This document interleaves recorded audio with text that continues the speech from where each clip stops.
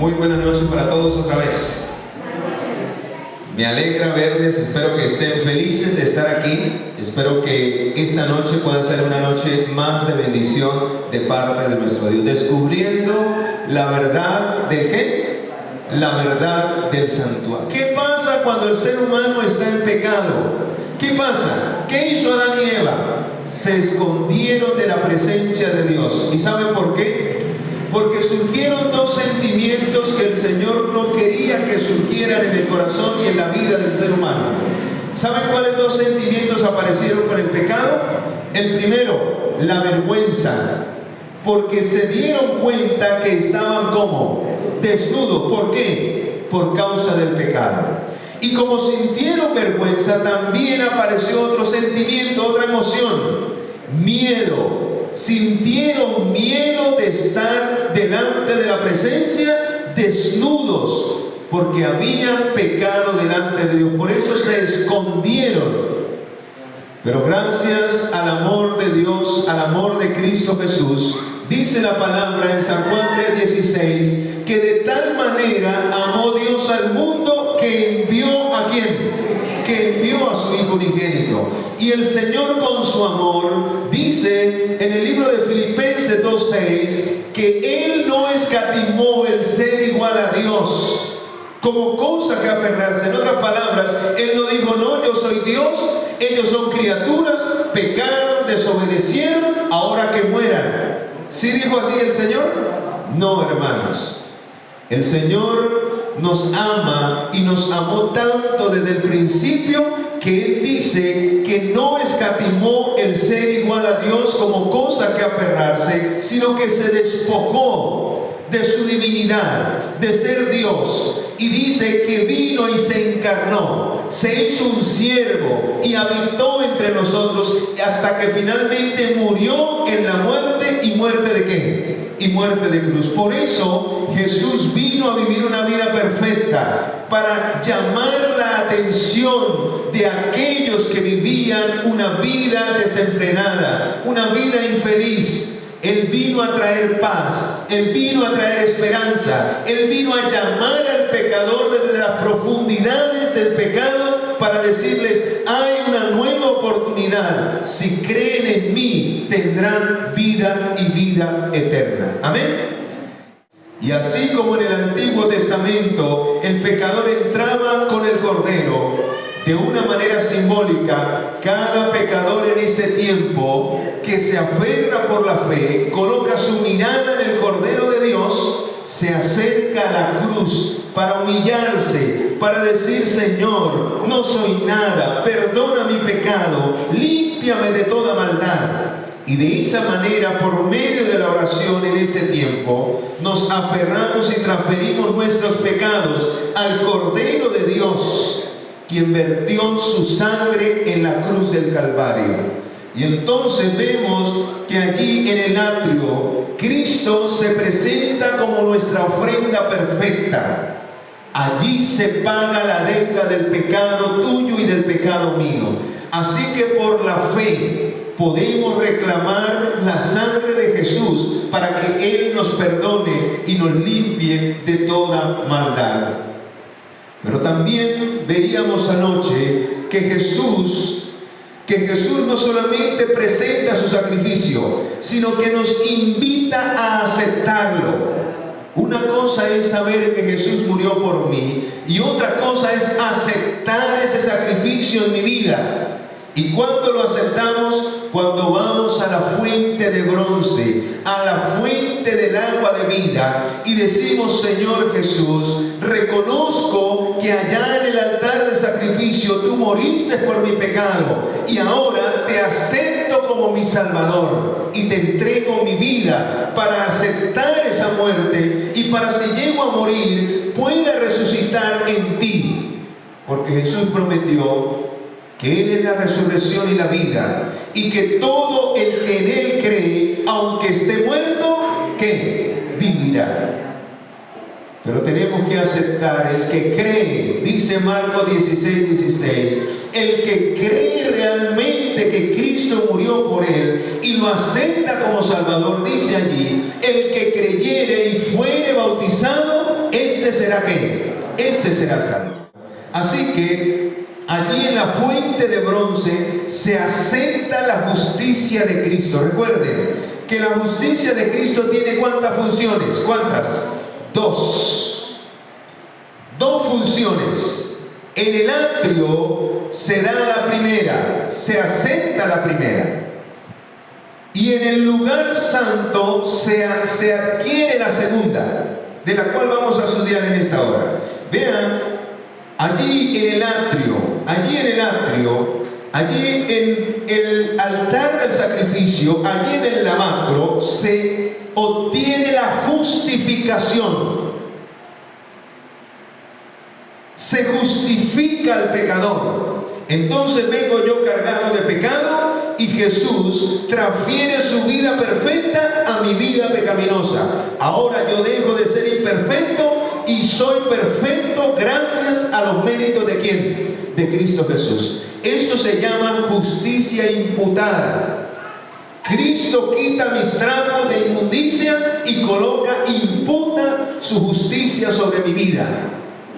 Eso se adquiere en el atrio a través del altar del sacrificio y a través del lavacro. O sea, soy perdonado, justificado delante de Dios.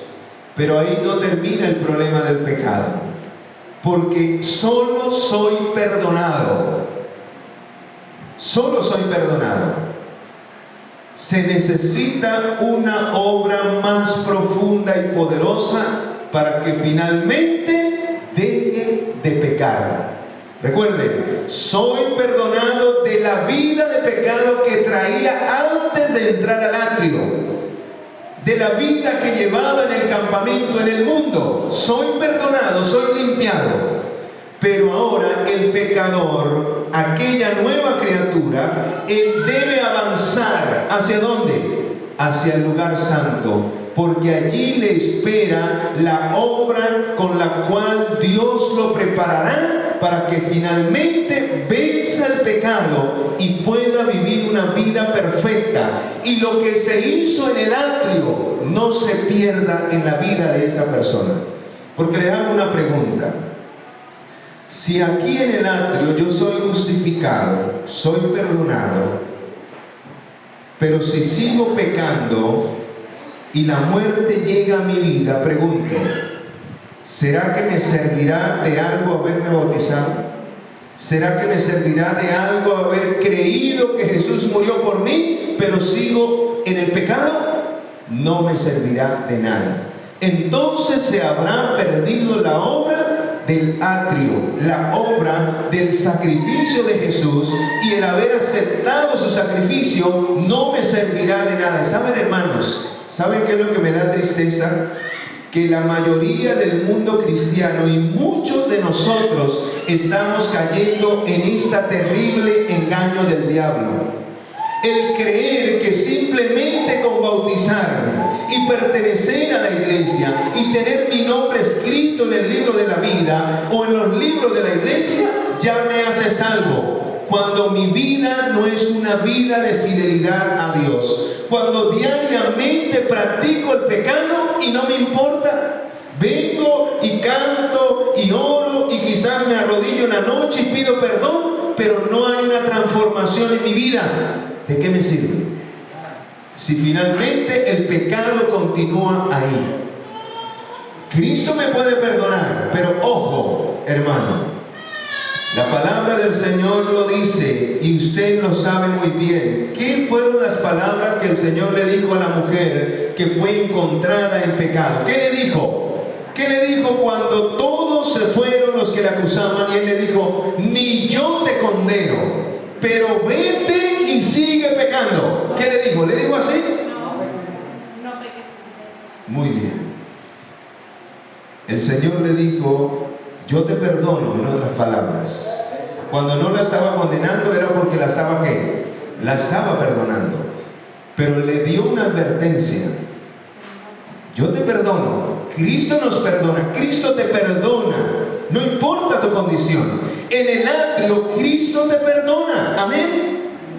Cristo nos limpia del pecado. pero también Cristo en el santuario, en el lugar santo, como lo vamos a mirar esta noche, nos dice, como le dijo a esa mujer: yo te perdono, pero no peques, ¿qué? Más. Ahí estaba, en esas dos frases. Por eso, hermanos, cuando usted entiende el santuario, usted comprende que la Biblia es el santuario. Todos los textos se relacionan con el santuario. Solo esas dos palabras se relacionan con el atrio y con el lugar santo. Cuando el Señor le dijo: te perdono, estaba hablando ¿de qué? Del atrio. Ahí se obtiene el perdón. Y cuando le dijo: pero vete y no ¿qué? Y no peques más, estaba hablando del lugar santo. Y vamos a mirarlo en esta noche, porque quizás dirán: ¿y cómo así? Vean lo que hemos venido estudiando acerca de la función de la justicia de Cristo en el santuario. La primera función de la justicia de Cristo, ¿cuál es? ¿Cuál es?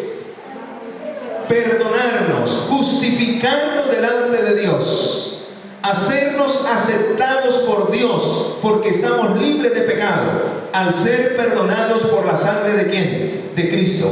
Esa es la justicia que el Señor imputa en la vida del ser humano, o otorga. Pero ahora vean la segunda parte, que es la que vamos a ver en el lugar santo. La justicia por la cual llegamos a ser ¿qué? Santos o santificados. ¿Cómo es? Impartida. O sea que esa el Señor no me la coloca a usted así. Esa usted la tiene que ¿qué?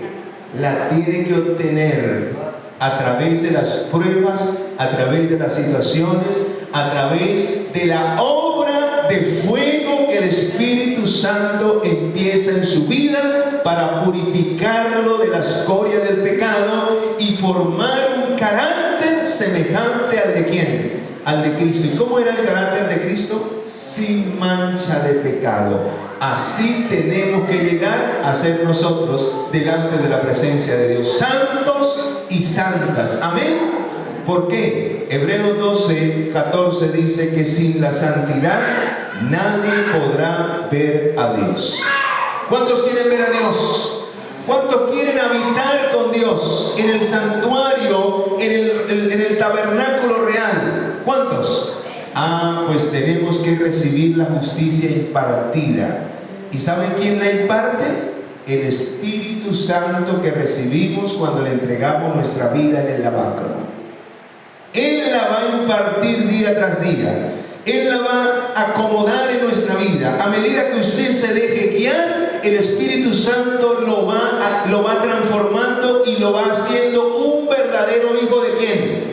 Busquemos para ver si es verdad. Vamos al libro de Romanos capítulo 8, versículo 14. Les invito a que abramos la Biblia, yo estos textos ya los tengo prácticamente en la memoria, pero quiero que ustedes me ayuden y lean para que estén más metidos en el tema. A ver, busquemos rápido en la Biblia. Voy a darle un premio al que me busque más rápido, porque el asunto es moviéndonos, porque el tiempo es nuestro peor enemigo. Hermana, Romanos 8:14, ¿qué dice? Todos los que se dejan guiar por el Espíritu de Dios, estos son hijos de Dios. ¡Ay, qué bello! ¿Cómo imparte la justicia de Cristo el Espíritu Santo? ¿Cómo? Cuando usted y yo nos dejamos ¿qué? Guiar por el Espíritu. O sea que lo único que tenemos, por hoy yo les decía, hermanos, el Señor lo hace todo en nosotros. ¿Qué es lo único que usted y yo debemos hacer? Dejarnos ¿qué? Guiar. Ahora la pregunta es: ¿cómo nos dejamos guiar por el Espíritu Santo? Vean esta última declaración.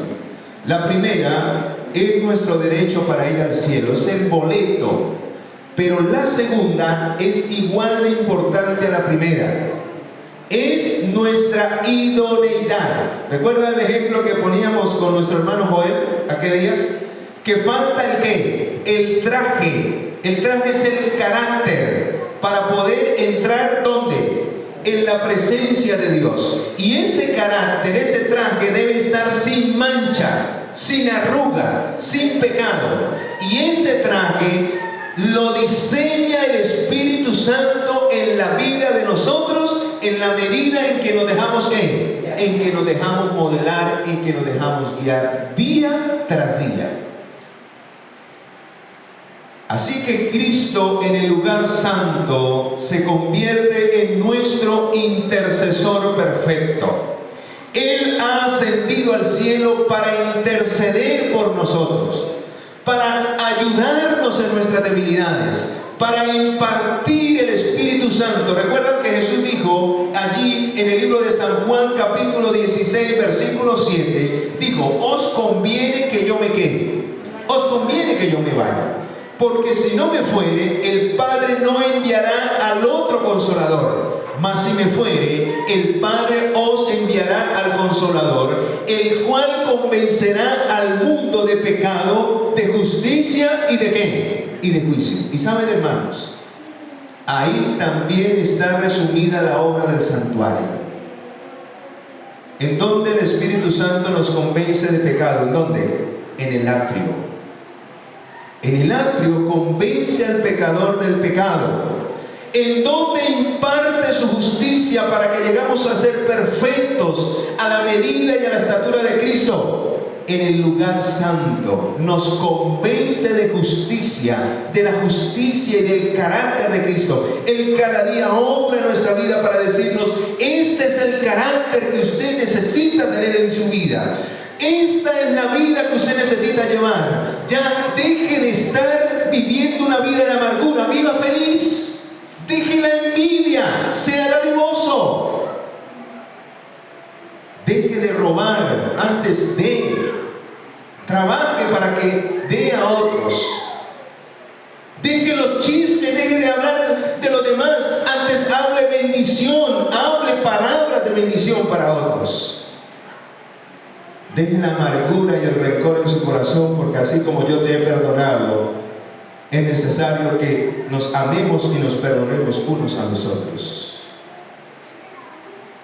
De esa manera el Espíritu Santo quiere convencernos del estilo de vida que Dios desea que vivamos en esta tierra, que es necesario para que podamos vivir ¿en dónde?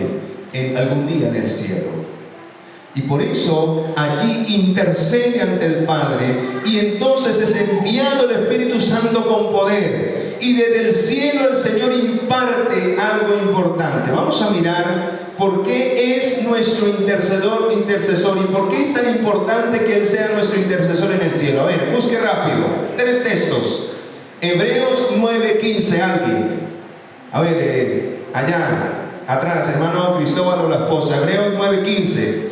Aquí, hermana Dina. Hebreos 8:6. ¿Quién más? ¿Quién dijo yo? Primera de Timoteo 2:5. A ver, ¿quién? Aquí la hermana Claudia. ¿Sí lo tenías? ¿Cuál tienes? 8:6. Se lo dejamos a ella, hermana Dina. Listo, téngalo allí. Muy bien, vamos a leer Hebreos 9:15. ¿Qué dice, hermano Cristóbal?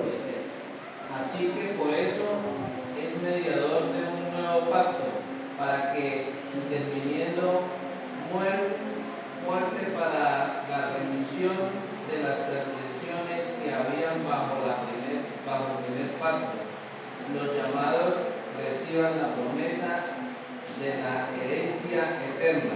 ¿Qué es Cristo ahora para nosotros, hermanos? ¿Qué decía el texto? Es mediador de un nuevo pacto, por medio de su ¿qué? De su muerte, para redimir los pecados que se habían cometido bajo el antiguo pacto. O sea que, hermanos, cuando todos los pecadores traían el corderito, lo único que el Señor hacía era acumular esa cuenta.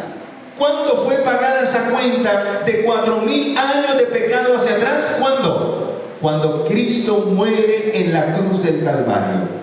Y entonces se convierte en el mediador entre Dios y los hombres, desde el tiempo de Adán hasta el último pecador que viva en esta tierra.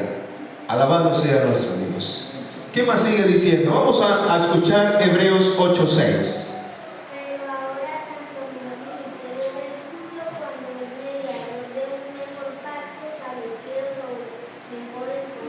Amén. Ahora dice que es mediador de un mejor ¿qué?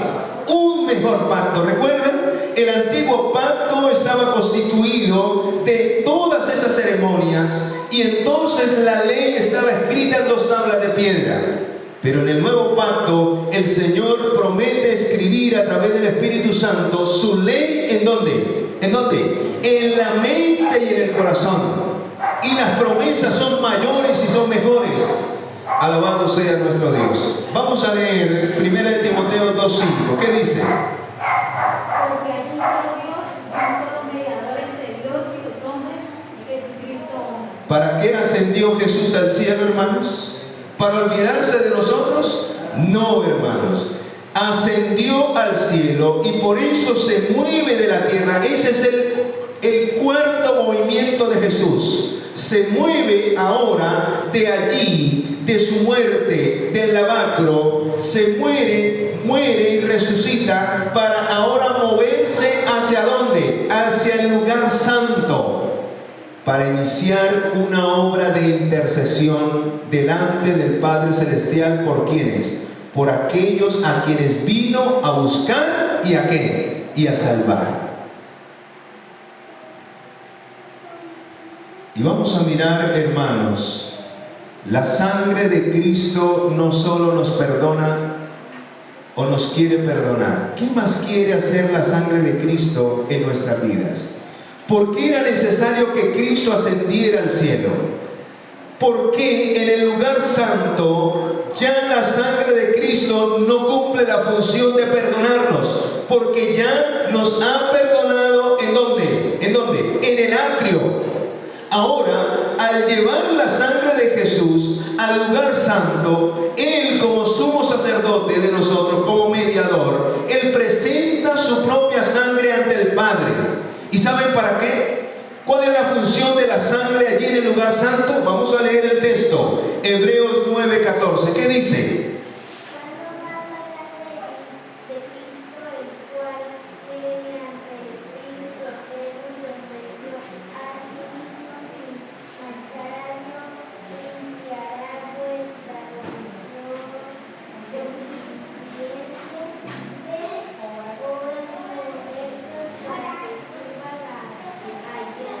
¿Cuál es la función de la sangre de Cristo en el lugar santo?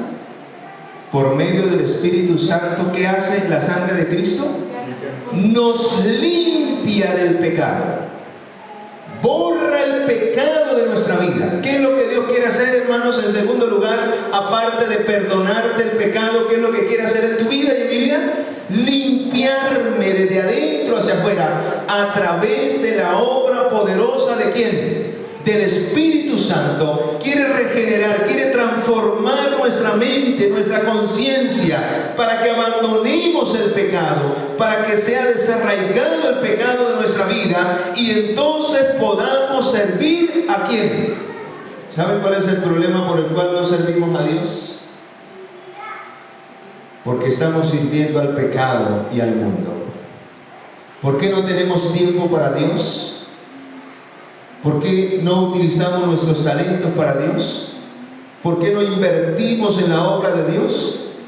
Porque todo lo queremos para nuestra propia satisfacción ¿qué? Personal. Estamos invirtiendo el tiempo para divertirnos y para vivir una vida agradable. Y el único que me importa es yo y yo y yo. Pero aquel que realmente ha sido perdonado por Cristo Jesús tiene una deuda con Él. Y aquel que es limpiado de toda maldad deja de vivir una vida egoísta para entonces disponer su vida para servir a aquel que un día le dio esperanza cuando estaba muerto en el pecado, y ese es Cristo Jesús. Amén. Y entonces todo lo que nos separa de Dios, todos nuestros deseos pecaminosos son borrados de la mente. Todo deseo maligno, toda obra mala es quitada de nuestra mente. Entonces nos queda el tiempo libre para servir a Dios. Entonces dejamos de contemplar las cosas del mundo, dejamos de afanarnos tanto por lo del mundo, y entonces ahora nos afanamos por servir a Dios y únicamente a Él. Hermano, yo le doy gloria al Señor porque yo he llegado a comprender en algo este asunto. Y por eso lo único que yo deseo es servir a Dios. Lo que Dios me dé, amén, colocarlo a su servicio.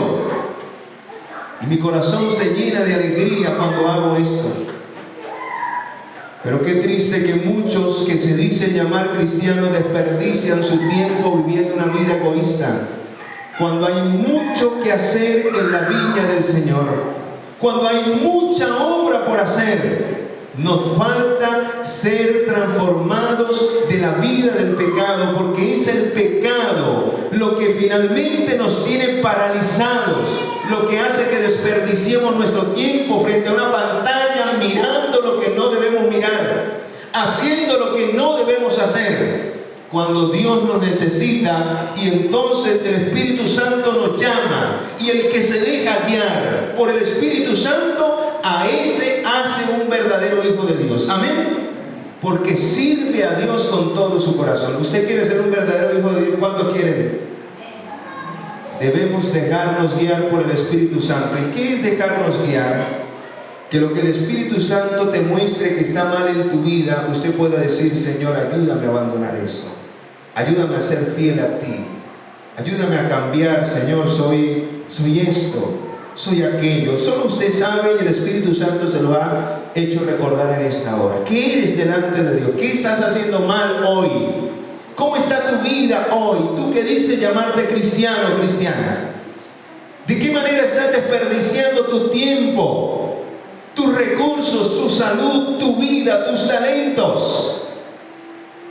Déjate guiar en esta noche por el Espíritu Santo, que es impartido por nuestro intercesor desde el santuario celestial. El Señor envió al Espíritu Santo para transformar nuestras vidas, para que podamos servirle a Él, para que la obra que Él está haciendo allá no sea en vano en nuestras vidas. Y entonces caminemos en santidad, caminemos en integridad. Vamos a ir al Salmo 119, versículo 1. ¿Quiénes caminan en integridad? ¿Quiénes andan en perfección? Vea lo que dice el Salmo 119, 1. Leámoslo. Alguien que lo lea fuerte. Hermana, ¿ya lo tiene? Lea. Dichosos los perfectos de camino, los que andan en la ley del Señor. ¿Cómo son los que son obedientes a Dios, los que le sirven a Dios? ¿Cómo son? Felices. ¿Es usted feliz realmente? ¿Tiene paz en su corazón? ¿Cada día que se levanta vive una vida plena a pesar de las tantas situaciones? Dice la Biblia que los que andan en la ley de Jehová, los que son obedientes a Dios, los que sirven a Dios, son los más felices en esta tierra. Hermanos, ustedes me ven a mí, yo tengo problemas, yo tengo situaciones personales en mi vida. Oren por este siervo, porque entre más usted desea servir a Dios, más el diablo le va a colocar obstáculos. Pero ¿saben por qué a mí me ven sonriente, me ven feliz? Porque yo soy feliz cuando sirvo a Dios.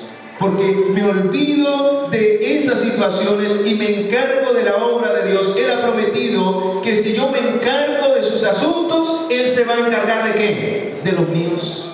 El Señor dice en su palabra en Mateo 6:33: busquen el reino de Dios y su justicia en primer lugar. Sirvan a Dios con todo su corazón. Y dice: y las demás cosas serán ¿qué? Añadidas. Así que, hermanos, si andamos y nos dejamos guiar por el Espíritu Santo, Él nos va limpiando de toda maldad. Sin darnos cuenta, cada día nos vamos pareciendo más a Dios. ¿Les gustaría otro texto? Vamos a Romanos 6:22. Y allí lo van a ver más clarito todavía. Cuando usted abandona el pecado, el Señor lo hace un siervo de Dios. Y sin darse cuenta, usted se va volviendo un santo delante de la presencia de Dios. Ahí lo dice clarito. Ese texto que les estoy dando también resume el santuario. Ahí está resumido el santuario. La Biblia es todo santuario. Por eso quien entiende la verdad del santuario, nadie lo moverá de la fe en Cristo Jesús. Amén. Vean lo que dice Romanos 6:22. Ese me lo sé hasta de memoria. Ahora, ¿cuándo? Ahora habéis sido libertados ¿de qué? ¿Cuándo es que el Señor quiere libertarnos del pecado? ¿Cuándo? Ya, hermano. No podemos seguir más en el pecado. O será en balde lo que Jesús hizo en el atrio. ¿Para qué el Señor quiere que seamos libertados del pecado? ¿Qué sigue diciendo? Y hechos siervos ¿de quién? De Dios. ¿Y qué sigue diciendo? ¿Cuál es el resultado de vivir una vida de servicio? Alguien me decía hoy, hermanos, y me alegró. Me decía esa persona: yo quiero cambiar, yo quiero ser diferente, yo quiero servir al Señor. ¿Y saben qué? ¿Qué se le vino a la mente? Dijo: yo quiero ir a la cárcel a visitar a los presos, quiero ir a los ancianatos a llevar la palabra de Dios. Y alabado sea el Señor. Eso es lo que hay que hacer. Hay que ocupar nuestra mente en lo que a Dios le agrada. ¿Saben por qué somos instrumentos de Satanás? ¿Por qué nos dejamos llevar por la tentación?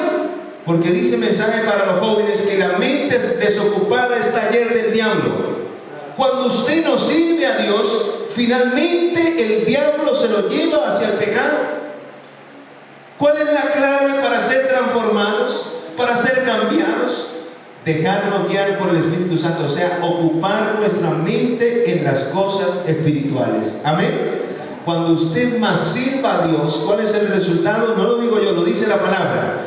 Entonces tendréis como fruto ¿qué? La santificación.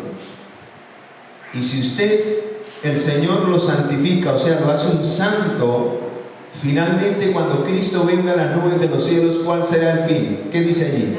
Y como fin, vida eterna. ¿Ya ven por qué me gusta servir a Dios? ¿Cuántos quieren vida eterna? Pues ahí está la solución. Alejarnos del pecado, permitir que el Señor perdone y quite el pecado. ¿Y cómo lo hace? Cuando servimos a Él, entonces Él, sin darnos cuenta, la gente dice: oiga, este verdaderamente es un hijo de Dios, no es egoísta, no es orgulloso, saluda, es amable, es servicial, no es tacaño, hace los favores, ve la necesidad de los demás, y entonces sirve como Jesús servía. Este realmente se parece a Jesús en su vida. Y hermanos, se sale de nuestra vida el orgullo, la jactancia, se sale de nuestra vida el rencor, el odio, porque aprendemos a amarnos unos. Imagínense, ¿usted se imagina que todos viviéramos esa experiencia? ¿Cómo sería esta iglesia? ¿Cómo sería este mundo de diferente? Realmente el amor de Dios se vería en nuestros caracteres y seríamos cada día más santos delante de la presencia de Dios. Por eso, hermanos, Dios nos hace una invitación hoy a través del lugar santo. Porque el Señor, cuando ascendió al cielo, el lugar santo contenía 3 muebles. La mesa de los panes de la proposición al norte. Graben, al norte. Saben, hermanos, el trono de Dios es movible. Y cuando Jesús ascendió al cielo, allí estaba ubicado el trono de Dios. Es movible. Mañana vamos a mirar ese párrafo donde muestra la inspiración divina que ella contempló cuando Jesús pasó del lugar santo al lugar santísimo. Y dice que el trono de Dios se movió del lugar santo hacia el lugar santísimo. Extraordinario. Y la Biblia dice que el trono de Dios está hacia los lados ¿del qué? Del norte. ¿Y dónde estaba ubicada la mesa de los panes de la proposición? Al norte. Al sur estaba el candelabro de oro, o la lámpara de 6 brazos y de la caña central. Y enfrente, cuando entraba el sacerdote común entraba todos los días, tarde y mañana, después de ofrecer el sacrificio diario, entraba el sacerdote. Pero el sumo sacerdote entraba una vez. Y no solamente entraba al lugar santo, sino que traspasaba el siguiente velo. ¿Hacia dónde? Hacia el lugar santísimo. Mañana vamos a hablar acerca de ello, no se lo pierdan. Pero cuando entraba a la derecha, o sea al norte, se encontraba la mesa de los panes de la proposición. Allí en la mesa había 2 pilas de panes, 6 y 6, que prefiguraban a las 12 tribus de Israel, a las cuales Dios daba pan espiritual diariamente. Era símbolo de la provisión diaria del pan para su pueblo. Amén. ¿Cuándo se cambiaba ese pan? Todos los sábados. Los sábados se renovaba y se traía pan nuevo, pan fresco. Por eso el mejor pan, ¿cuándo se da? En el día de reposo. Y el pan que ya había pasado durante la semana se lo comían los sacerdotes.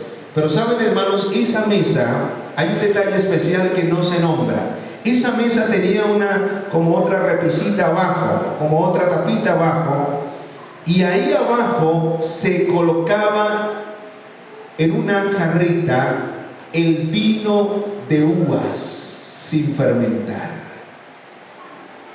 Y usted no lo va a encontrar así en la Biblia. Ahí en la Biblia se encuentra el vino, el jugo de libación. Lo va a encontrar con ese nombre, pero era el jugo de uvas sin fermentar. ¿Usted qué le trae a la mente eso? El sacerdote, antes de entrar al santuario, al lugar santo, se lavaba los ¿qué? Los pies y las manos. ¿De qué creencia, a qué creencia hace referencia ese acto? Y luego iba y participaba del pan y del ¿qué? Y del vino. ¿Cuál creencia hace referencia al santuario a través de estos dos muebles? ¿Cuál? La de la cena del Señor. Así que desde el altar, desde la mesa de los panes de la proposición, de la presencia de Dios, el Señor impartía pan espiritual a su pueblo continuamente, a su iglesia. Y nunca faltó el pan para su pueblo. Dios impartía pan a través del Espíritu Santo, quien fue derramado sobre su iglesia. Y las grandes verdades fueron anunciadas en el mundo después de que nació la iglesia primitiva y se extendió. El pan espiritual fue dado a los discípulos continuamente hasta el tiempo de hoy. Dios sigue impartiendo verdades espirituales para su pueblo. No morimos de hambre espiritual, porque diariamente cuando usted lee la palabra encuentra un ¿qué? Un manjar espiritual. En otras palabras, en la experiencia del pecador que mira a Jesús y se mueve con Jesús, después de que acepta a Cristo como su Salvador, todos los días tiene que ir a la mesa de los panes para que el Señor le dé el pan espiritual. ¿Y cuándo tenemos ese pan? Cuando estudiamos la palabra de Dios. Cuando allí, al estudiar, al estudio diario, recibimos el pan espiritual que Cristo imparte. Ese pan también es símbolo de Cristo. Jesús dijo: yo soy el ¿qué? El pan de vida que descendió del cielo. O sea que cuando tenemos el culto matutino, entonces recibimos el pan espiritual que Cristo imparte desde el cielo para cada uno de nosotros, para fortalecer nuestra vida y nutrir nuestra vida espiritual. Pero dice que enfrente, hacia la parte de adelante, cuando el sacerdote entraba, o sea, hacia el oriente, se encontraba ¿qué? ¿Qué se encontraba? Se encontraba el altar del incienso. ¿De qué es símbolo el altar del incienso? Es donde Cristo intercede por las oraciones de los santos. Es donde Cristo mezcla el incienso. Y recuerden que el incienso es símbolo de ¿qué? De las oraciones de los santos. Y la mezcla con su sangre para que sea de olor grato ¿a quién? A Jehová. ¿Recuerdan que la sangre empieza a oler feo y durante el año se asperjaba la sangre allí en las cortinas? Y ustedes se imaginan ese olor tan terrible, pues después de que la sangre se descompone, huele feísimo. Entonces el incienso aromatizaba ese lugar y hacía que saliera un aroma delicioso y agradable, se mezclaba con la sangre. El altar del incienso en la experiencia cristiana simboliza las oraciones que los santos deben de hacer, una vida de comunión, una vida de oración. Pero también dice la pluma inspirada que una alabanza es una doble ¿qué? Es una doble oración. Así que en nuestra experiencia cristiana, Cristo a través del altar del incienso nos está diciendo: debemos cantar, debemos alabar a Dios, debemos tener una vida de comunión, de oración, si queremos estar fortalecidos en Cristo Jesús. Si queremos vivir una vida santa, debemos doblar nuestras rodillas El poder del cristiano está ¿en qué? En la oración, en una dependencia diaria de nuestro único intercesor, que es Cristo Jesús en el santuario. Y de esa manera Cristo nos va santificando a través de la oración, a través del canto. Hermanos, cuando yo me encuentro en momentos difíciles, yo hay una alabanza que siempre me llena. Y cuando yo estoy a punto de llorar, entonces yo la canto y, hermano, me lleno de fortaleza. Y digo, el Señor está conmigo, no me puedo deprimir. Señor, quita todos esos sentimientos malos que el diablo quiere colocar en mi vida, y entonces voy para adelante y el Señor me fortalece. Amén. Hermanos, la alabanza nos acerca a Dios, nos eleva a Dios. La oración también nos eleva a Dios. Y si nos elevamos a Dios, podemos recibir la fortaleza para cada momento difícil, para no decaer, para no desfallecer frente al pecado y seguir viviendo en santidad. Así que el lugar santo es sinónimo de santidad. ¿Por qué? Porque luego pasamos allí a la lámpara que tenía 6 brazos. ¿Por qué 6 brazos? 6 números de seres humanos conectados a una caña central. 7. Con Cristo alcanzamos la perfección, unidos a Él. El hombre unido a la caña central llega a irradiar la luz para el mundo. Y por eso estas lámparas nunca se apagaban, ni de noche ni de día, ardían continuamente. ¿Y saben por qué estaba ubicada al lado del sur, hermano? Todos los detalles del santuario, es que el tiempo no nos da para ir más minuciosos. Eso que hoy estoy tratando de resumir, y a veces vea cómo no nos alcanza el tiempo, porque cada detalle es importante. ¿Saben por qué hacia el sur? Porque el sur es sinónimo de oscuridad, de pecado, de tinieblas.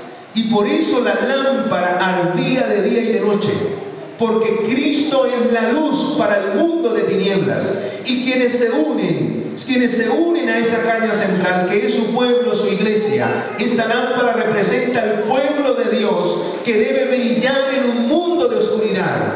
Unidos con Él, nunca se apagará nuestra luz. Y ese aceite es el Espíritu Santo, que hace que la llama arda en nuestros corazones y podamos iluminar a este mundo de tinieblas. Pero también este mueble, esta lámpara de 6 brazos y de caña central, también es símbolo de la testificación. Cuando usted testifica, es luz para el mundo. O sea que no solamente debemos orar, no solamente debemos cantar, no solamente debemos estudiar la Biblia allí en la mesa de los panes de la proposición, sino que de lo que recibimos, de lo que estamos fortalecidos, debemos salir a testificar para dar la luz al mundo que perece en las tinieblas. Y si usted vive esa triple experiencia a través del símbolo de estos muebles, con Cristo Jesús y con el Espíritu Santo, hermanos, le aseguro en el nombre del Señor, usted será un santo y una santa del Dios Altísimo. Amén. Si cada día usted no descuida eso, usted permanece fiel a Dios todos los días de su vida hasta que Él venga. Amén. ¿Saben por qué muchas personas están muriendo espiritualmente? ¿Por qué muchos dejan de volver a la iglesia? ¿Por qué ya no quieren servir a Dios? ¿Por qué no hablan del amor de Cristo? ¿Por qué no tienen nada que contarle a otro? ¿Por qué no dan un estudio bíblico? ¿Por qué no hacen la obra misionera? Porque sus vidas espirituales están muriendo, porque no comen el pan espiritual todos los días, porque quizás se levantan y leen un versículo y creen que con eso ya basta.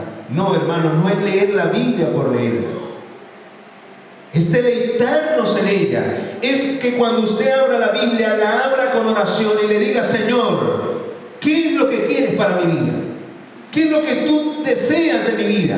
¿Qué es lo que tú quieres que yo haga para ti? Es entender y meditar lo que tú lees, no leer simplemente por cumplir. Estás comiendo pan de balde si de esa manera lo haces. Pero si tú te gozas y disfrutas ese pan espiritual todos los días, hermano, usted se fortalece, usted sale inspirado y usted sale con la palabra en su mente y empieza a meditarla durante el día y se graba en su mente, porque mientras más la repite, más se graba. Yo me sé muchísimos versículos de la Biblia y me los he aprendido gracias a eso, a que yo medito mucho en la palabra de Dios. Y cada texto que estudio lo repito durante el día. ¿Y será que al final del día no me lo aprendí? Sí, ahí está en la mente. Y ahí permanecerá. Y cuando yo lo vaya a necesitar, el Espíritu Santo me lo trae a la mente otra vez. Y entonces puedo responder como Jesús: escrito está. Así dice el Señor. Recuerdo que el otro día fui a cierto lugar donde había una mujer que tenía un espíritu malo. Digo que tenía un espíritu malo porque ella se burlaba de la palabra de Dios.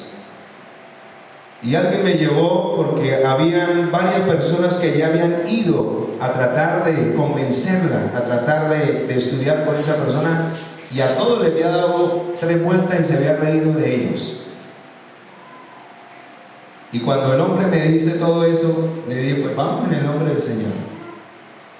Y nos fuimos, oramos y nos fuimos. Y cuando llegamos allá, hermanos, la cosa era más tremenda que lo que me imaginaba yo. Llegamos y estaban algunos familiares, y cuando yo vi que porque él me dijo, ahí llegó, y venían un chorcito, tatuajes, piercing, aretes. Y cuando fue que se me sentó allá al lado mío y empezó a reírse, yo dije: entró Satanás, un espíritu. Y llegó y le dijo al que me había llevado, me dijo: este es el que me trae para convencerme, y se reía. Y entonces ella que se me sienta al lado, y yo llego y la volteo a mirar y le brindo una sonrisa y le digo: hola, ¿cómo estás? ¿Cómo quedaría ella? Mientras que ella se burlaba de mí, yo la estaba saludando con amabilidad y con cortesía. Dice la palabra que la blanda respuesta que quita la ira y apaga el enojo. Cuando usted manifiesta a Cristo en su vida, dice la Biblia que aún los demonios que tiemblan y huyen. Y ella quedó bloqueada. Y les dije a todos: vamos a orar. Vamos a orar primero. Y caímos de rodillas, hermanos, y oré, reprendí al enemigo. Y hermanos, nos levantamos y ella se quedó muda.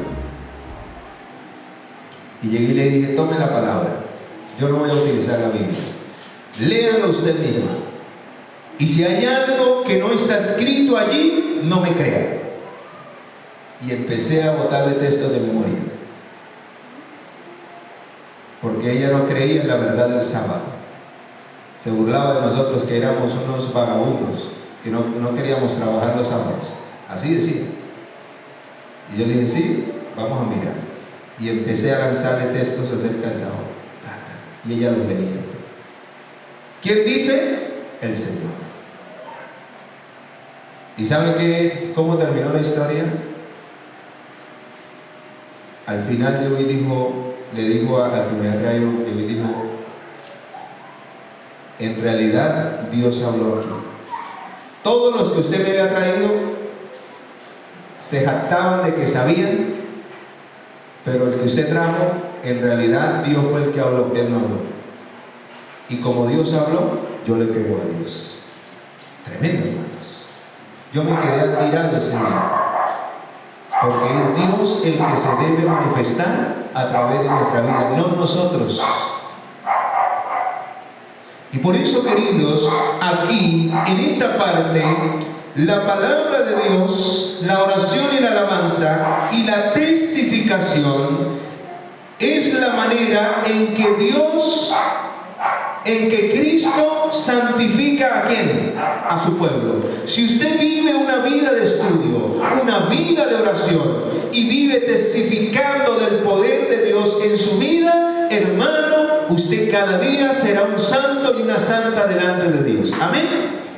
Y si Dios lo halla en esa condición, hermano querido, dice Romanos 6:22, el fin será la vida ¿qué? ¿Saben cuál es el problema de nosotros? Que vivimos en pendiente de lo que los demás hacen y no miramos nuestra propia vida, no miramos nuestro propio corazón. Necesitamos examinar nuestra vida para que Cristo nos santifique. Ahora vamos a mirar esta parte con la cual quiero ir cerrando este tema. Hermanos, ¿por cuántos Cristo intercede en el lugar santo? ¿Por cuántos? ¿Será por todo el mundo o por cuántos? ¿O por quiénes? Bueno, vamos a mirarlo. Busque rápido en la Biblia, Hebreos 7:25. Y aquí vamos a entender una gran verdad.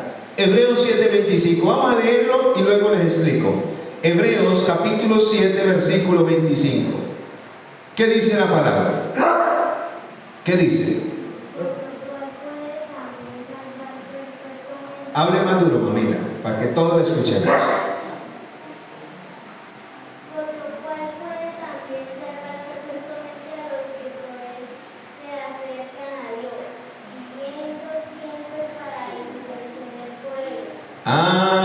¿Por quiénes intercede el Señor en el santuario celestial? ¿Por quiénes?